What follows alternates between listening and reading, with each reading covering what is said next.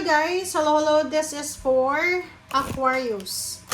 Aquarius, welcome dito sa aking channel, Kapalaran 888. Welcome.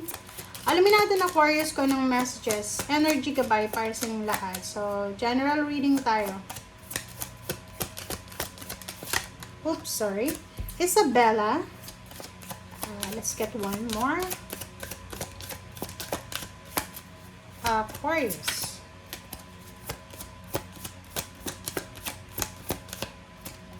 And Bethany. Wow. Okay. Aquarius, ano ba yung ginagawa mo sa mundo, sa buhay mo bilang isang tao? Kasi yung first card mo na Bethany ay medyo pagod ka. Okay?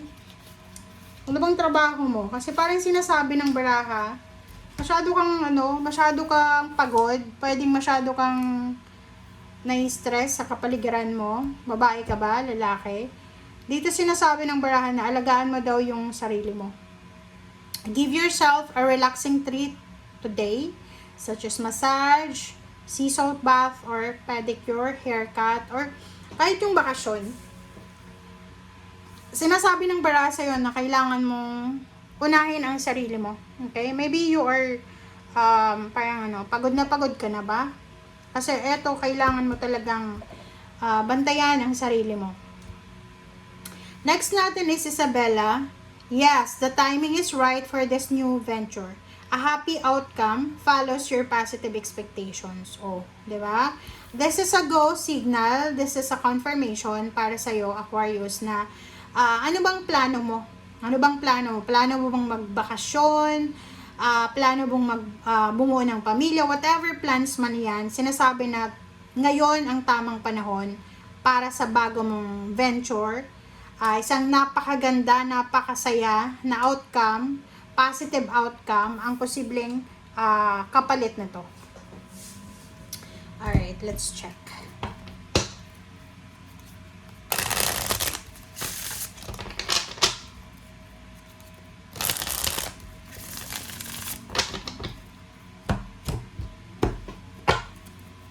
Alright, first card natin is Chariot. Wow! So, gusto mong mag-travel, gusto mong bumili ng sasakyan, gusto mong lumipat ng bahay, gusto mong mag-explore, gusto mo bang mangibang bansa?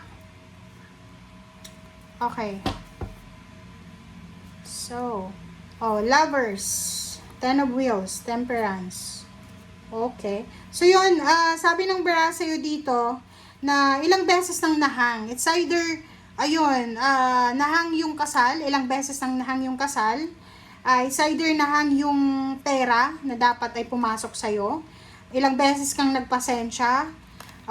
Sinasabi ng baraha sa'yo dito na kung ano man yan na gusto mong gawin, ilang beses na yan na nahang, pero kung talagang gusto mo na ngayon, gawin mo na daw. Okay? As soon as possible. Huwag mo nang hintayin kasi right timing na ngayon.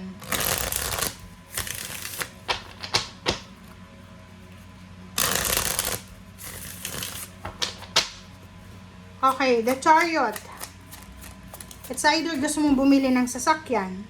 Ace of Fire. Okay, travel.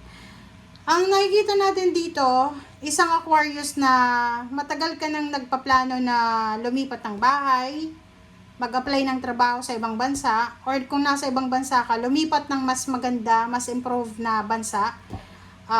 Pwedeng yung opportunity na to, ang tagal-tagal mo nang pinag-isipan, pero this time, sinasabi ng baraha sa'yo na ihanda mo yung sarili mo kasi perfect timing na.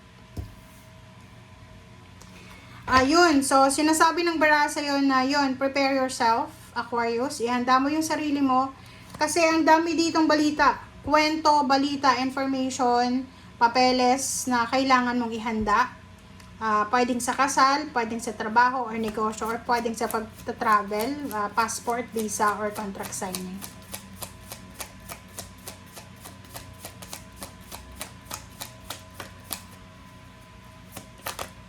Alright. Wait lang guys. Okay. So, yun. Maraming communication. Maraming job offers na posibleng pinapalampas mo, 'di ba? Hinahang mo.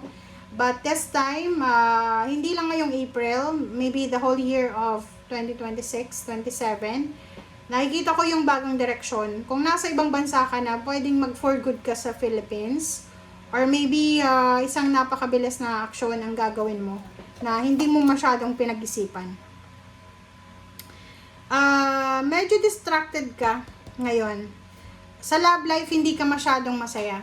Sa love life, medyo distracted ka. Hindi ka masaya. Wow. So, dito naman, sa Knight of Wheels, sinasabi ng bara sa'yo na pwedeng asawa mo to. Asawa, kapatid, basta siya, involved siya sa'yo. Sa dugo or sa commitment. Posible dito na may magandang mangyayari sa na-involved ka. Pwedeng yung kapatid mo ay posibleng ikakasal na or ikaw yung ikakasal. Pwedeng may new member ng family, may new baby.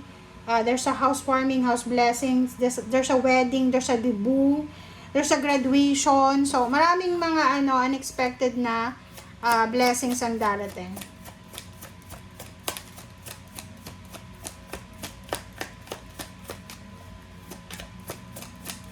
Ano pa ba? Okay, sa ilalim niya, Queen of Water. So, sinasabi ng barahan na importante sa 2 linggong ito na magpahinga. Kalmahin ang iyong sarili. Yun nga, sabi dito na you need to take care of yourself. Give yourself a relaxing treat. So, importante na kalmahin mo yung emotion mo. There's a planning and partnership with someone. So, yun, pwedeng may pagpaplanong pagpapakasal, planong pagta-travel together, pagbe-business, pagpapatayo ng bahay. Sinasabi ng baraha sa'yo dito na so much choices and options tayo. Kaso lang, there's a 7 of air. Mag-iingat tayo, especially sa mga past relationships nyo. Past relationships, past jobs, past boss, or past company. Yung mga dating dating pinagtrabahuhan, dating kaibigan, dating karelasyon, dating tinarhan, like yung mga kapamilya sa probinsya, yung mga taong nakagalit mo, nakaaway mo, you need to be careful kasi posibleng bumalik sila sa buhay mo sa ngayon. Babalik sila kasi may gusto pa silang sirain, parang ganun, sorry. Babalik sila, so hindi mo alam kung ano yung mga purpose nila, so you need to be careful. Ingat-ingat ka sa mga taong papapasukin mo ulit sa buhay mo. Lalo yung mga ex nyo yung 2 weeks na to, napaka-importante na to kasi posibleng madala ka sa mga sweet na mga salita nila. So, you need to be careful, take care of yourself, protect yourself, put boundaries dun sa mga taong naging parte ng buhay mo, pero sama ng loob, pain, heartaches, or ano man nakasamaan yung binigay nila sa'yo, huwag mo nang papapasukin ulit sa buhay mo. Okay? Thank you guys. Bye!